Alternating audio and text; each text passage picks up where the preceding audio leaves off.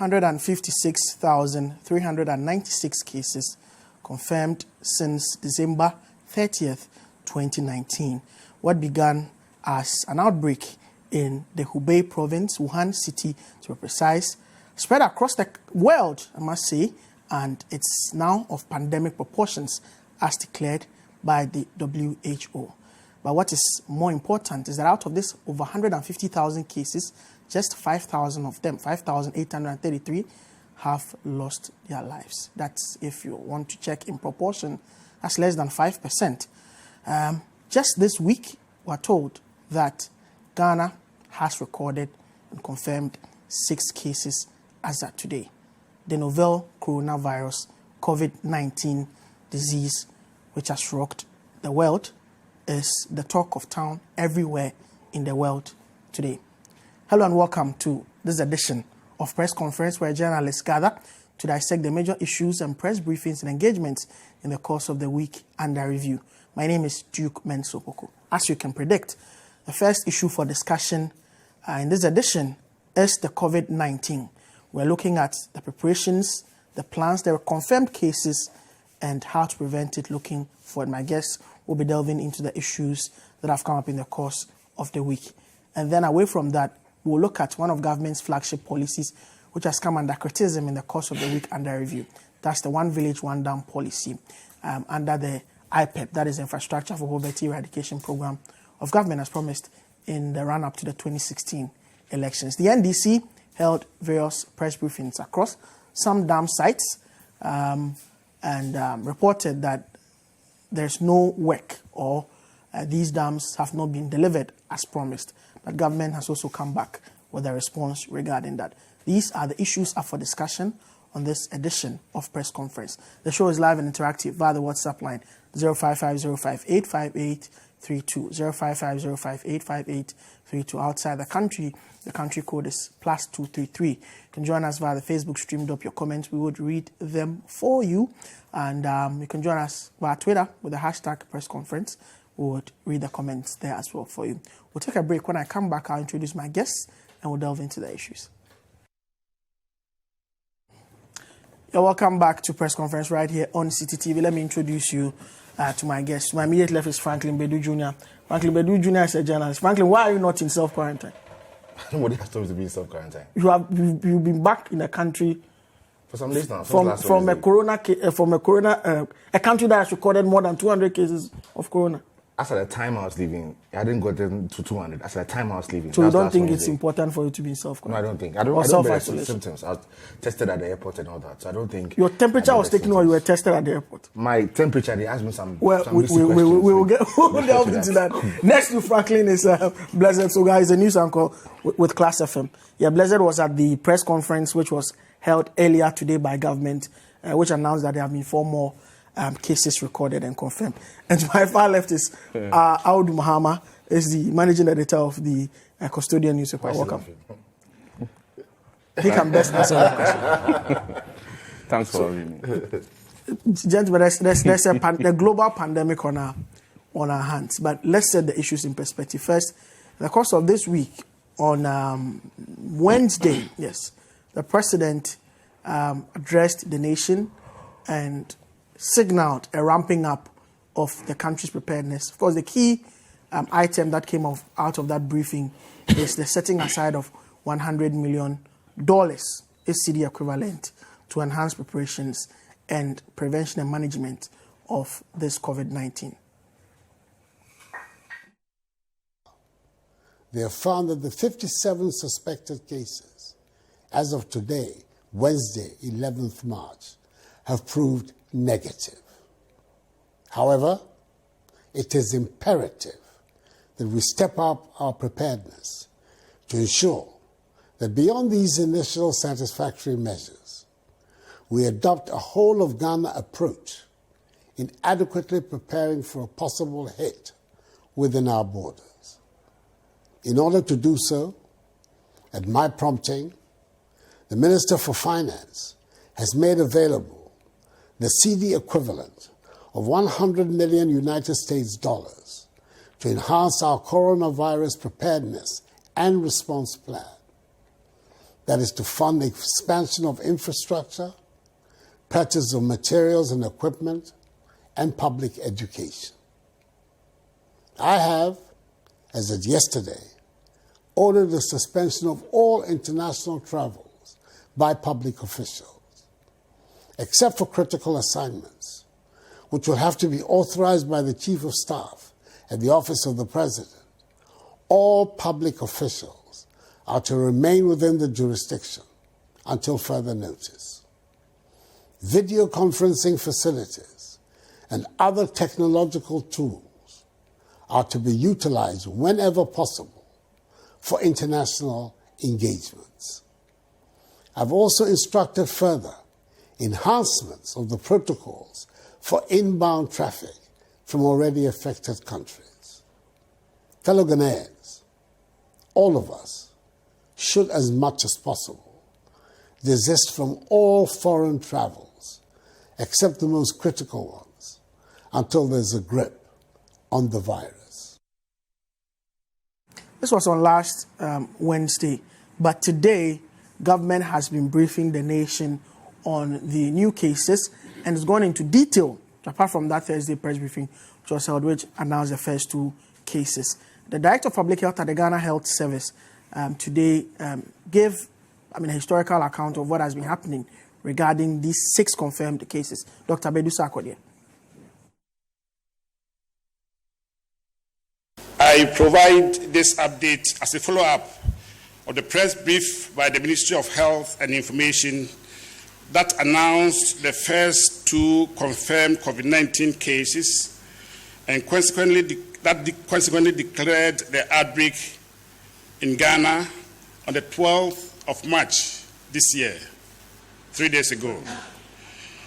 Both individual index cases returned to Ghana from outside the country, one from Turkey and the other from Norway. Hence, the 2 cases were both imported. The first case is a man resident in Accra who returned to Ghana from a trip in Turkey on the 29th of February this year. He developed symptoms on the 10th of March and reported to a health facility on the same day. He was identified as a suspected case of COVID-19. Sample was taken same day. The sample was sent to Noguchi Memorial Institute Medical Research, and within a short while, we had the report from Noguchi confirming that Ghana has confirmed the first case of COVID-19 in the country. The second case is a 60-year-old man, a Norwegian, who returned to Ghana, Accra, on the 7th of March. He started developing symptoms on the 12th of March, and he reported to a doctor on the same day. Yesterday, late in the afternoon, we received a report of 2 new confirmed cases from Noguchi Memorial Institute Medical Research. The first is the 42-year-old Ghanaian male who returned to Ghana on the 8th of March. He had traveled to Switzerland and UK in the past 14 days. Symptoms started on the 9th March, and he reported to the health facility on the 14th March. Samples were taken, sent to the lab again, Noguchi Memorial Institute Medical Research. Within a short while, we had the report, and this was confirmed positive. The second case was a 41-year-old Ghanaian male. He reported to Tema General Hospital on the 14th of March with a history of fever and acute respiratory illness. This symptom started on the 10th of March. This case had traveled to Germany and Turkey within the last 14 days. Samples were taken, sent to the lab, again, Noguchi Memorial Institute Medical Research, and the report came back as positive for COVID-2019. Dr. Bedu Sako, the Director of Public Health at the Ghana Health Service, giving us details regarding the 6 cases confirmed in Ghana so far. Now, this has triggered travel advisory from government. That was also announced at this press briefing by Minister of Information, Kojo Opoku. Ladies and gentlemen, the government of Ghana is issuing a travel advisory this afternoon, and the travel advisory is as follows. We'll give you copies subsequently, but I'll read it out to you.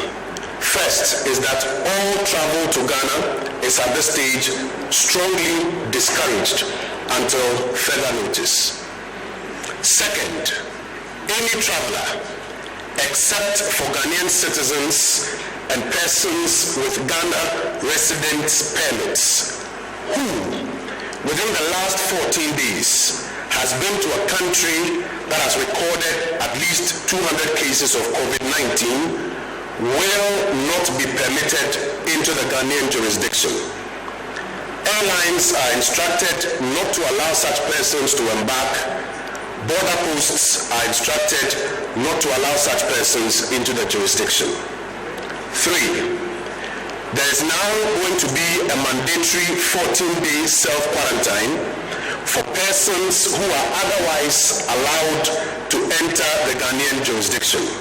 Any traveler, except for Ghanaian citizens and persons with Ghana residence permits, who, within the last 14 days has been to a country that has recorded at least 200 cases of COVID-19, will not be admitted into the Ghanaian jurisdiction.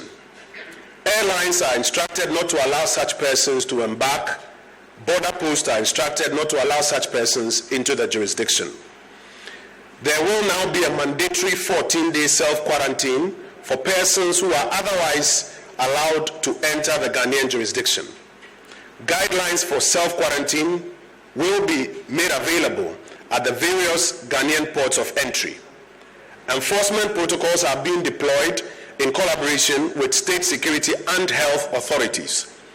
Persons determined to be unable to satisfactorily self-quarantine will now be quarantined by the state. Any admissible traveler who exhibits symptoms of COVID-19 will be quarantined and tested upon reaching Ghana. Item 1 on this travel advisory takes immediate effect. Items 2, 3, and 4 take effect at 1 p.m. on Tuesday, March 17, 2020.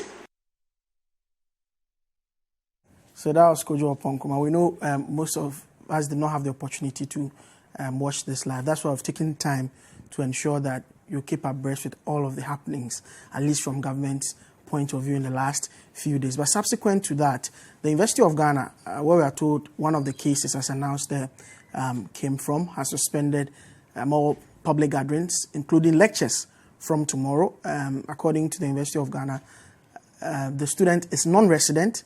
As a result of that, no student should go home because contact tracing is being done, and the non-resident students should not come to campus until further notice. Ashesi University has also suspended lectures, and they say from tomorrow they will do online teaching. If you want to go home, you can't go home. Several other universities, Kwame Nkrumah University of Science and Technology has also issued protocols, University of Cape Coast, among others. So, gentlemen, this is where we are. Let me start with Blessed, because Blessed, you were at the press briefing today, giving us an update. Let's look at it from how the information was delivered, the information that was given out, how you received it, and how this generally fits into the mood of the country.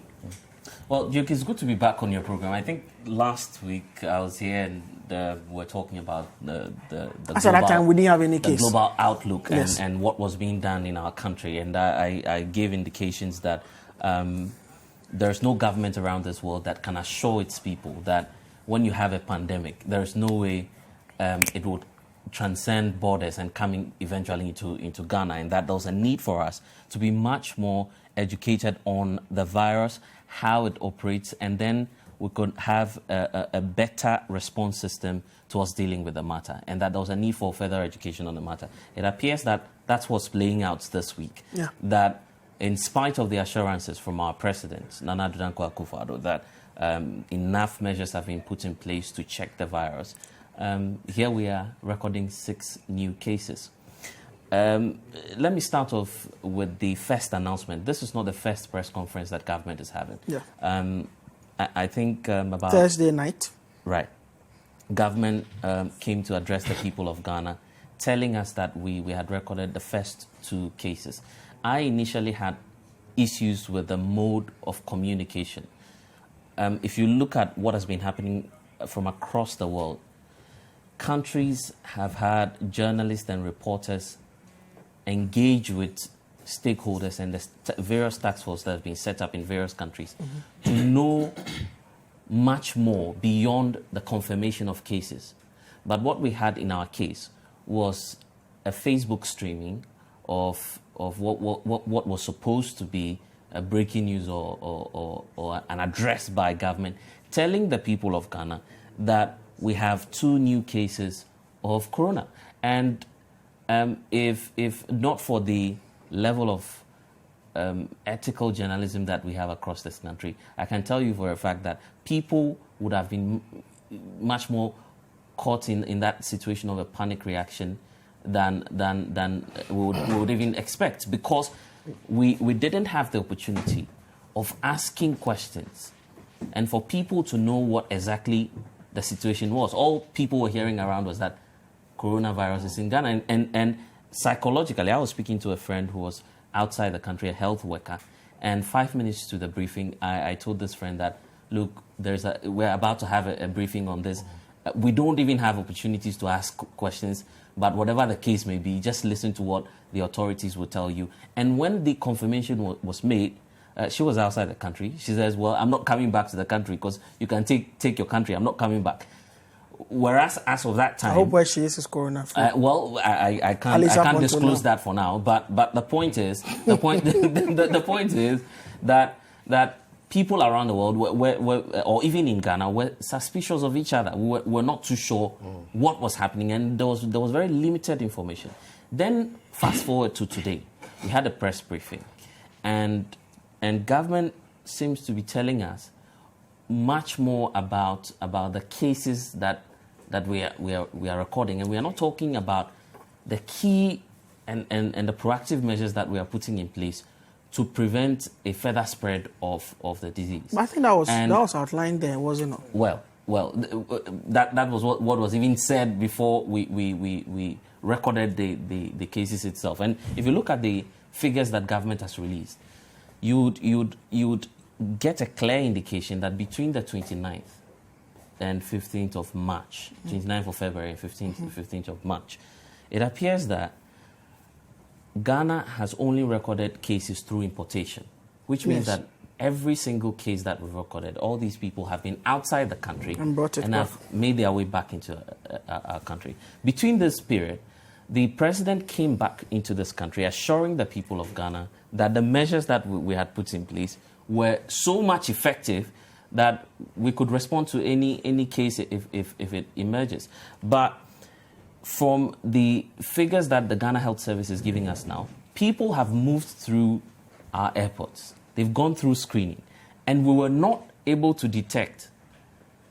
Which is not out of the ordinary. We're not able. The disease has a 14-day. I'm about to make a case. We're not able to detect even the very 2 new cases that we recorded. The person had stayed for about 10 days in the UK and then moved in the last few days. We had not detected any symptom or any changes at all in these people until they made contact with over 200 people as of now, as we speak. Altogether. And government was not able to detect these cases. Now, this tells you that, once again, back to my point, there is no level of assurance from any government that will tell us that, you are safe, and then people should take it hook, line, and sinker, and then go about their normal duties.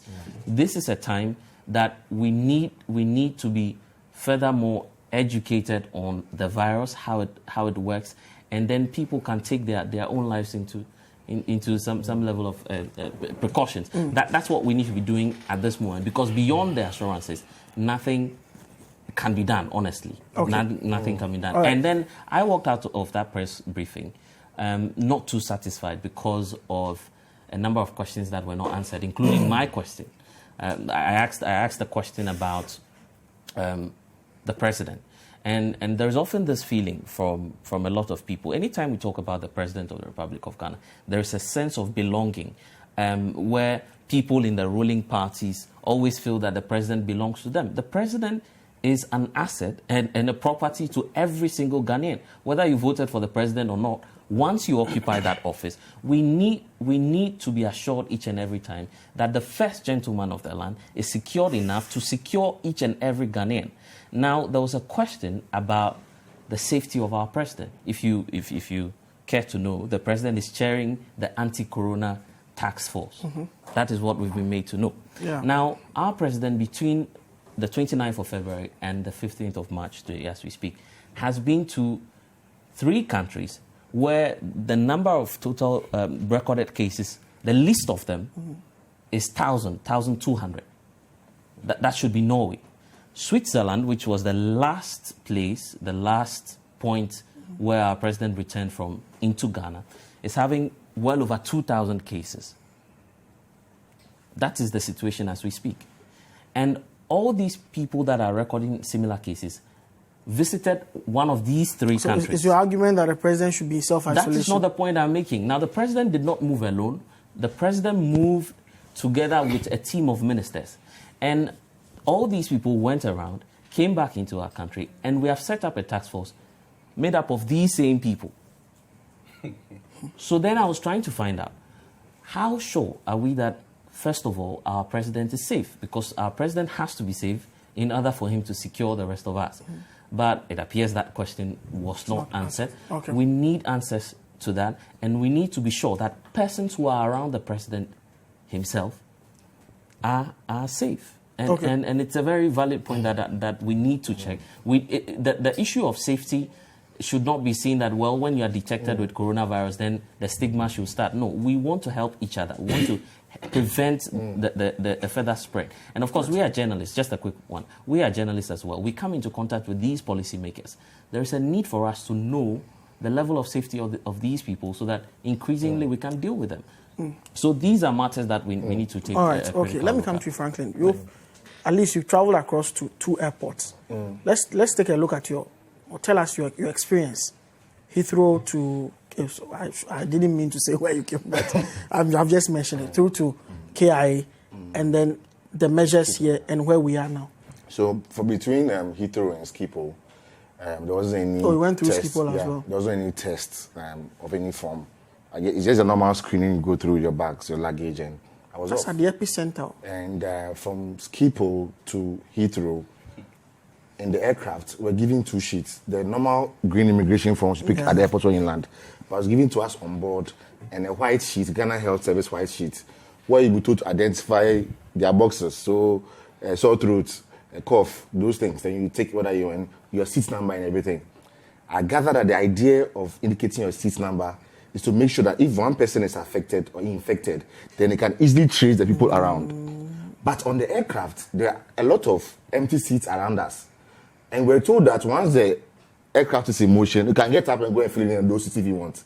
So around me, for example, the people got up around me to go and fill in seats elsewhere on the aircraft. So if you want to go according to the plan manifest, to be very difficult to ascertain who and who was affected or not. We got down to Kotoka, we found a long queue. Then they'll take their sheets to see if you ticked in the box or not. From what I saw, but nobody really ticked in any of the boxes. Meanwhile, I had heard people cough from Schiphol, from Heathrow to Accra. But I could see that they were passing, everybody was going, but there wasn't any empty boxes. They coughed and you were in the same flight. But I go here, I'm in front and they're back and they're coughing. Then you use your hand sanitizer, you go to immigration, they'll ask you which countries you've been through and all that. Then you're allowed to go out. Of course, the temperature is checked before you're allowed to go out. They checked me when I was 34, 35, and we're allowed to go out. 34 is not normal. 36 is normal. 34 is normal. All right, okay. Yes. But you see, I don't know where to start from. So that is my experience coming to Ghana. But in Ghana, there's one thing I've realized. When we talk about borders in Ghana or the importation of disease in Ghana, the only place we think about is Kotoka International Airport. So the president is supposed to go and visit some places to ensure or guarantee some form of safetyness and preparedness of Ghanaians for this disease or this virus, then obviously Kotoka International Airport, obviously Ridge Hospital, then ends it. Meanwhile, ask yourself, the kind of documents and questions I answered on the aircraft, it is not happening at Elubo, it's not happening at Aflao, it's not happening at the Burkina Faso border, either ways. And meanwhile, there are people who could be coming from high-risk countries entering from those borders. So why is that in this country, in this context, if we the government press releases and a statement, it appears when they say border, it is KIA. And you can see from today's press conference, just as the Thursday press conference, that when they say border, they mean KIA. There are places, nothing is happening there. Duke, to confirm this tomorrow, we can do a special exercise and ask our reporters in other regions that they should check from the borders what kind of scrutiny is going on there. And I'm telling the authority that nothing is happening there. Everybody's mind is on Kotoka, Terminal 3, Terminal 3, Terminal 3, and nowhere else. And I'm saying from that point alone, we are getting it wrong. Number two, I have frequented a particular hospital, Ridge Hospital. Let me just go to the point. I have been at Ridge Hospital since I came not because of myself, but because of family issues.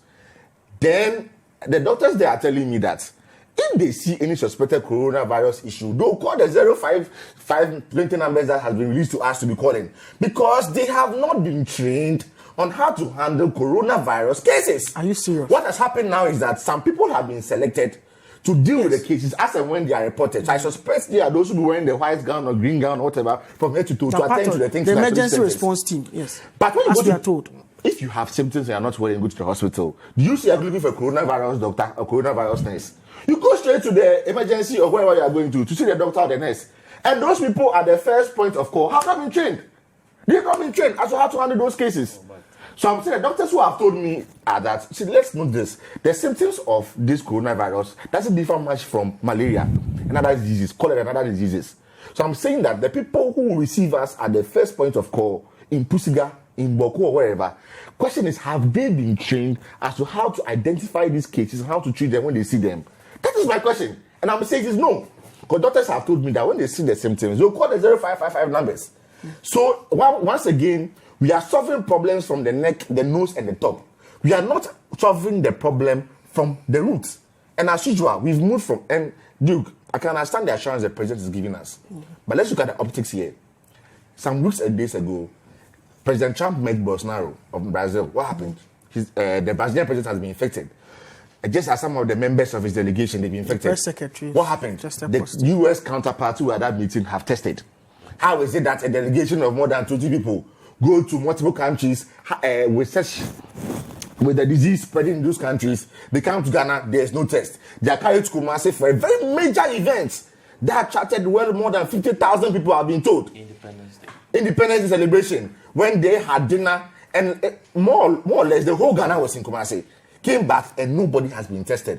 I think it's a fair question to ask if you say people should be tested as to whether they may have the disease or the virus or not. Me, I'm not afraid of the virus. You know why? Between January and now, 300 and 400 people have died road accidents. The conscience of the country did not rise.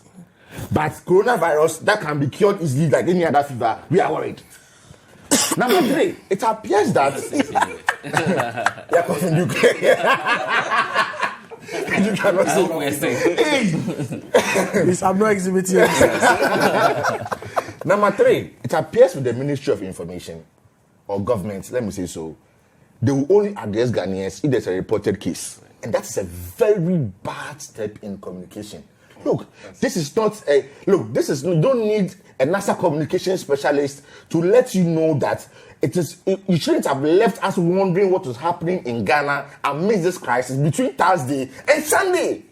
It's a huge communication gap and blunder. And I'm saying that there was no way we should have been left to our fate and the media as to what was happening in this country. Trump every day is addressing American people. If he doesn't go, he's a CDC boss, as we've been quoting him for some time now. Or even Mike Pence himself as vice president is addressing the nation.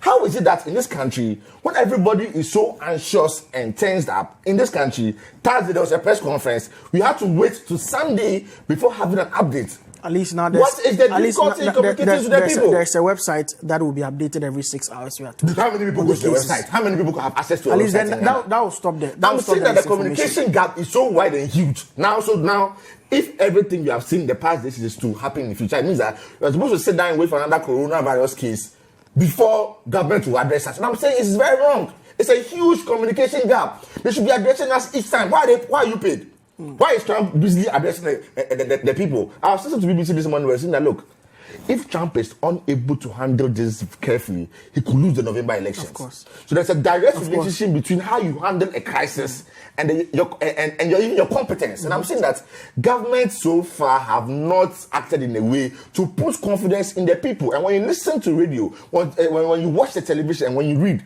people do not appear to have any trust as to how you are managing a crisis. Number 4, I find it very difficult to believe the Republic of Ghana, with all our integrity, we have 5 million Ghana cedis at least sitting somewhere to help coronavirus. I find it difficult to believe. That we have 500 million. The variance says that we have the cedi equivalent of $100 million. That's 500 million. At least $500 million. I'm saying that a country that borrows everything to do everything in this country. So you don't believe that I said I don't believe that we can move from 2.5 million Ghana cedis to 500 million Ghana cedis in this country within this short period to solve coronavirus. Everything that we do in this country we borrow. So at which point do we realize that we can have at least 500 million Ghana cedis? You can't say to yourself. Don't forget we just went for an Eurobond. So the 3 billion. In a Eurobond, we're going for a Eurobond, and what do you call it? It's a manifesto. Coupon rate? There's or a name for it. There's a name for whatever they write. What you are going to use what you are going to use the money for? It has a name. I've forgotten. Do you write it that you're going to fight coronavirus? No, but has government told you they are going to take the $500 million from an Eurobond? Well, in the coming days of that was just it is not enough to throw in the air that $100 million US. There has been a request. There's been a request by some members of parliament for the finance minister to come to parliament. The source of funding and the breakdown have to be spent. But I'm saying that I do not believe. You see, it's one thing making a statement. As journalists, it is our responsibility to assess and critique every statement made by government, whether it is true or not. And I'm saying, as far as I'm concerned, I will not sit down and believe that in 2 weeks, or even less than 2 weeks, we had 2.5 million Ghana cedis move into 500 million, $500 million Ghana cedis. I find it very difficult to believe that. Okay, all right. I don't know if I'm allowed to move to number 5. No, but we'll come back. But let's how do you have a take on the issue?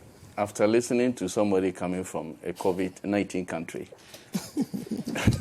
what more do I have to add? But just to say that I think my colleagues have said a lot about this, but I need to say that I have seen some improvement in information flow since this outbreak in Ghana. The last press briefing, just after the press briefing, you will hear or see on television adverts were quickly rolled out, preventive measures that we should all take as citizens of this country to prevent the spread of the disease. And that's very important because you cannot prevent this if the people do not have knowledge of how to prevent it. And that's very critical. True. And that was done very fast, if we all agree. Because I was so surprised that just after the press briefing, 24 hours, I saw all these adverts on radio and television, and that's very important. Secondly, as we are told, the virus takes about 14 days incubation period. So people will come to the airport not showing symptoms.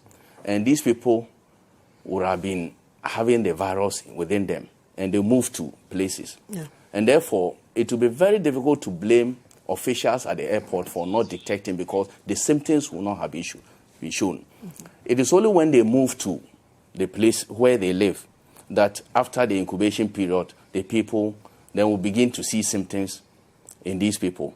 And that is where the contact tracing is very important, so that we are able to look out of people who come into contact with these affected people. And it's very critical.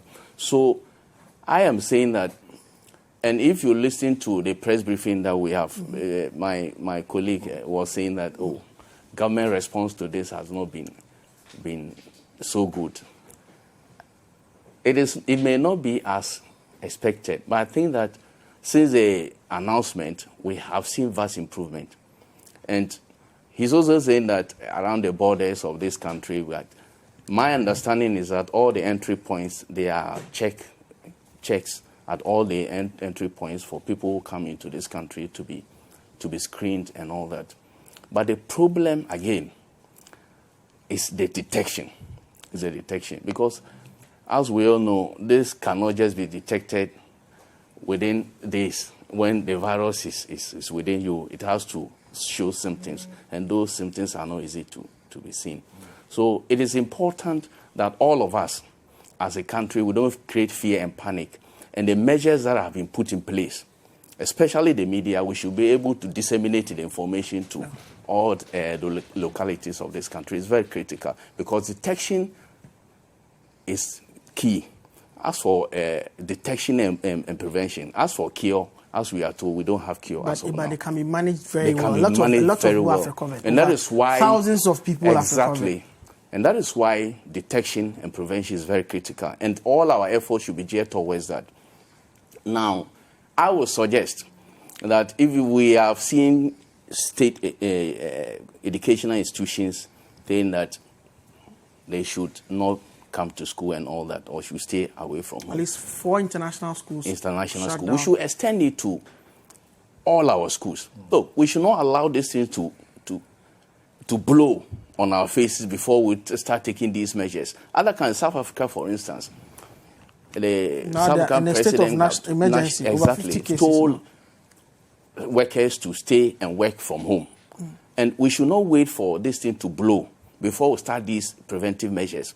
We should look at our institutions. What do we do so that people will not congregate all the time? That is very critical. Because if you take Legon case, for instance, the lady, I'm sure she has been in contact with other students. And out of the press briefing that we have today, some of those people have been contacted, they've been traced, and they are being tested. So it is important that we reach out to all institutions so that we don't allow large crowds. Okay. Because that is one way we can prevent this. Okay, so we'll take a break here. When we come back, there is more on press conference. Stay with us. You're welcome back. This is press conference right here on Citi TV. Some breaking news coming in. President Akufo-Addo will be addressing the country tonight at 10 p.m. It's, of course, address number 2 regarding the coronavirus. So, of course, we'll be expecting new measures, an update on the information that has been given us earlier in the day. We are not in normal times, so we all have to brace up for some of these things. But let me bring you some messages. Prince Henry from Koforidua, track the 6 confirmed cases. They are all imported. So what numbers are authorities waiting before banning flights from affected countries? Remember, it's imported cases that will give rise to community spread. The least said, the better. The travel advisory addressed that 200 cases and more. Charles in Legon, government failed in handling these cases. No need to be diplomatic about it. $100 million does not fight the virus, but measures and policies. Amadou in Dodowa says, please, can the coronavirus be cured for those who report early to the hospital? There is no known cure for the coronavirus as at now, but the case can be managed. And many, as has been seen across the world, many people have recovered after testing positive. Many people. But so for early detection and testing, it can be managed for you to recover.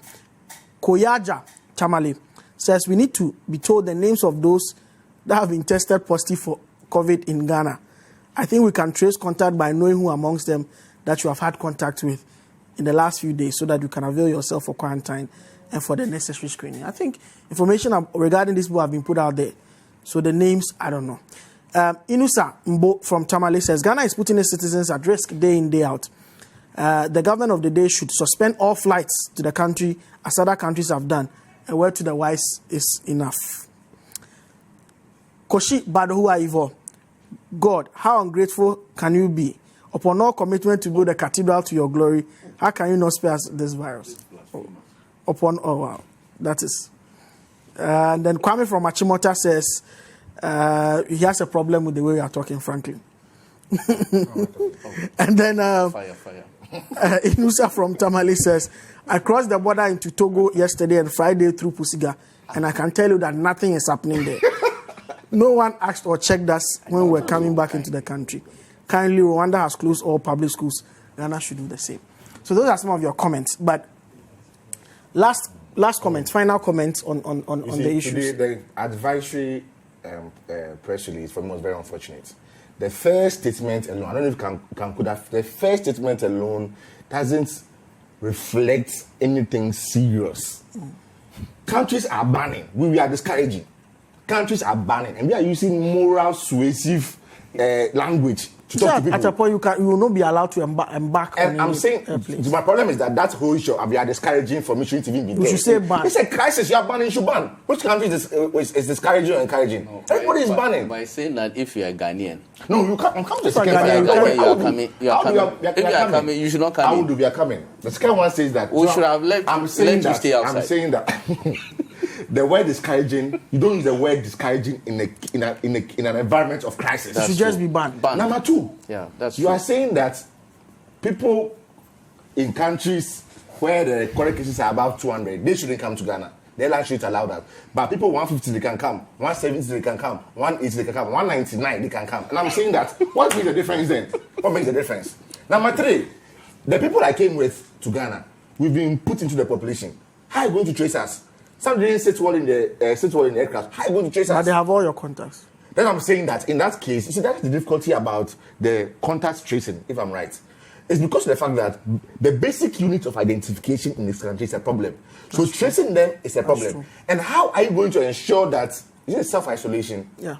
How are you going to ensure that the people you claim to self-isolate themselves will indeed self-isolate? Oh, but they talk about security officers monitoring and I will do. Which security officer can monitor the thousands of people who enter this country and ensure that they are self-isolating each other? How do you ensure that? So what do you suggest? I'm saying that what I'm suggesting is that, number one, if you are banning countries that are high risk, ban them outright. No discouraging, encouraging, moral, suasive language.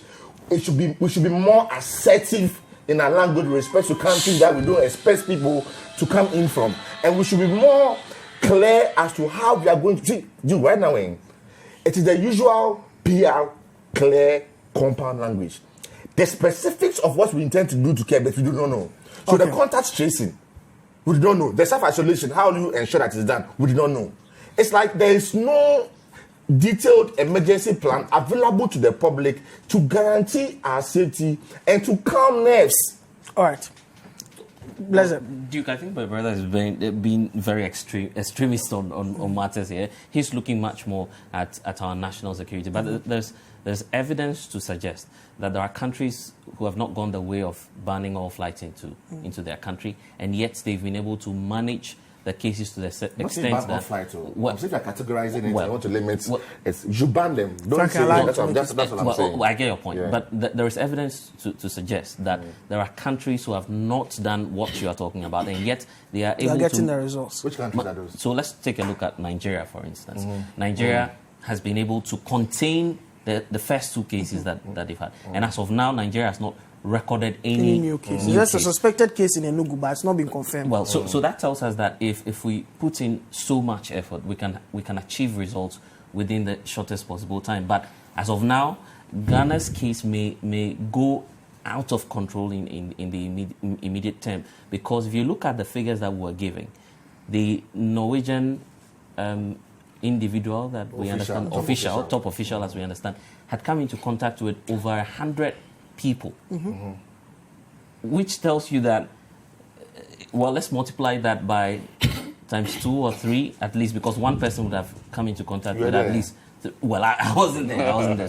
So that tells you that we may record some more cases in the coming days. But if we learn from what, for instance, Nigeria is doing, we may be able to contain the case. We are waiting for the president to talk to us, and we'll see what's new in there. I'm sure those will be measures from the meeting that was held. Exactly. But in the travel advisory, I have a problem with the self-quarantine measures, just like my brother pointed out. It appears that there's no concrete tag on these people, and from the press briefing, we're asking about how are you going to trace the people if they won't comply. And the Deputy Health Minister was pointing out that, well, if you feel you have money and you can move around, we'll try and enforce the law, which means that for now, there's some laxity and there will be space for these people to even move around. So it's well, we are appealing to you that if you come into the country, try and stay at home. That's what's being told to these people now. So I think that we need to enforce the quarantine measures and then contain the further spread of the case. I think that would be very much helpful. Out of final words. Unfortunately, we are going to see more numbers, more recorded, yes, because of the contacts that we have. And therefore, we should be looking at, as I said, preventive measures across the country. And somebody has just sent a message that he passed through Togo, Elugu border, and there's nothing happening. We should not concentrate on Kotoka alone. We should look at all entry points and make sure that people are checked. Okay, so as many times as possible, sanitize with alcohol-based hand sanitizers. And to those of you who are doing all those things, selling hand sanitizers at outrageous prices when there's a global health emergency and crisis.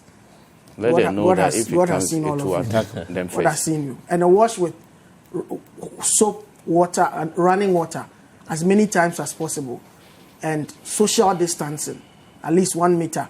For someone who is coughing and sneezing into your elbow rather than into the open, and use tissue, handkerchiefs instead of handkerchiefs, and dispose them off as often as possible and properly. Yes, that's what you should do, so that we can all keep ourselves safe and sound and enjoy the life until when the Almighty God calls us into his bosom. We'll move away from coronavirus, but at 10 p.m. the President will be addressing the nation to another issue: one village, one dam. The NDC says these dams are non-existent. Sami Jenfi is the National Communications Officer. Opposition National Democratic Congress, NDC, at its 8th edition of the party's Movement of Truth series, held on Wednesday, toured 3 of the dam sites in Adibo and Nakwache in the Yendi constituency and at Zakwalsi in the Meng constituency. The first dam to be visited was at Nakwache. At Nakwache, the National Communication Officer for the NDC, Sami Jenfi, said a future NDC government will investigate and prosecute the current government officials, particularly the Minister for Special Development Initiative, Hawa Kumsin, over government flagship project, One Village, One Dam. He explains that the dam in its current state will not serve its intended purpose. Our responsibility is to make sure that if government is taking the people for the ride, if government is deceiving the people, misusing taxpayers' money on useless and meaningless projects, like the meaningless One Village, One Dam projects we have shown you, it is our responsibility as an opposition to expose that and to make sure that that is changed. It is in that spirit and against that backdrop that we have come here in the northern region. So we are doing this for Ghana. If government listens, if they heed their call and our call and stop delivering the excavated ponds and dugouts which have all dried up to the people of the north. So that was Sami Jenfi. The Ministry of Special Development Initiatives have also been responding to these claims by the NDC. We disagree with the conclusion that they arrived at, that the dams are not fit for purpose and the dams have not been properly constructed. I'm saying this because if you look at the 2 dams that they visited, that is Nakwache and Adibo, small air dams in the Yendi constituency, these 2 dams forms part of the 250 small air dams that we have already indicated that we've not completed. Okay, so it is quite kind of a surprise to us that the NDC will rather choose to go and hold a press conference at a dam site that we've already given the indication that we are not completed. Okay, so I think on that basis, I think they got it very, very wrong, and that we believe that their action clearly was aimed at scoring some cheap political points. So that's Kabore and Moro Audu. We'll take a break here. When I come back, we'll finish the conversation on press conference. Welcome back. Audu, let me come straight to you. Yeah. What you have to say about this back and forth regarding the dams. They're special to you because that's the part of the country where you come from. Yeah, I'm a proud Northerner, and I attended school from primary school up to secondary school in the north. And so these matters, I know what a dam is, what a dugout and all that. This is a policy that government, Akufo-Addo administration, decided to bring to the northern sector to facilitate all-round farming in the northern part of the country because of the weather. Now, everybody in the northern sector will appreciate that this is a laudable policy. And government has stated through the special development initiatives that they are constructing about 560 of these dams. Now, government is using taxpayers' money, and therefore, if there are challenges or problems with these dams, everybody, not only political parties or politicians, every Ghanaian has a right to talk when things are going wrong. My difficulty with this particular press briefing, we have not seen how many of these dams NDC has visited for us to know which ones are not completed, which ones are complete. Particularly when the ministry that is spearheading this is saying that they have started 560, 300 have been completed, 260 are ongoing. Now they have gone to show this particular dump. As I've seen only one or two. We don't know how many they have visited. It would have been fair for Sami JFE and NDC to go around at least for us to see about 50 of these dams. For us to look, government itself has admitted that some of these dams were not properly done. And therefore, for you to go and stand at one place and say the whole this thing is a sham, I think that you are not being helpful to the process or to Ghanaians. What I was expecting from them to say that we have gone to, out of the 300 that the government said it has completed, we have gone to at least 100 or 50, and we have seen that none is actually good.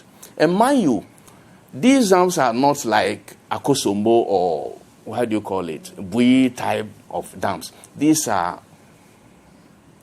the small dams that normally when you sink or it will take time, maybe 2-3 rainy seasons before water begins to sit. Because especially if you finish these dams and there's no heavy rainfall, the little that comes seeps in. It will go into the ground and therefore will not be able to collect water. You can only get water in some of these dams when there is maybe 2-3 years. When they are well done, they've soaked enough water on the ground, and in water that comes will be able to hold them. So you will not be able to see water in some of these dams that have been done. Even those established dams the NDC guys are talking about, you go to them, some dry season, and some are completely dried up. Even before the MPP started this one village, one dam process. So I think they have not done a great service to this country. The attempt to expose some of these things is good, but NDC has not been fair to Ghanaians. That's my point. Because if you are able to visit about 50 of these dams, to say that out of the 300 that government said has completed, 50, we've gone to 50 and none is well constructed. Okay. We would have been telling a good story. Right. But to go to one or two to tell Ghanaians that, oh, this is a sham. Okay. Let me say this. No matter how this is, there are some of these dams working, and people in these communities are benefiting. Why do you think food production has increased in the northern sector? All right, I wish I could give you the time opportunity. But I'm not by my statement assuming that the Special Development Ministry has not constructed this dam. But if you do recall, somewhere last year, the sector minister indicated that they were not building hydro dams, and that they were putting up dams that could help people in these villages. So if that's the situation now, we would not be so much surprised, because from research, these types of dugouts could run dry at any point. But I think that much more importantly, the Special Initiatives Ministry has been loaded too much with some technical projects which should be giving to some of the focal ministries, like the Agri Ministry, to run, so that we don't have so much criticism coming onto we've run out of Special time. Development This Ministry. is how we will wrap up this today's edition of Press Conference right here on Citi TV. I'm very, very sorry. I have about over 30 messages. For want of time, I can't read everything. But keep watching Citi TV. We'll update you on all the happenings in the country regarding the coronavirus. Citi FM, Citi TV, citinewsroom.com. President addresses the country at 10 p.m. You can catch it live right here on Citi TV. Enjoy the rest of our programming.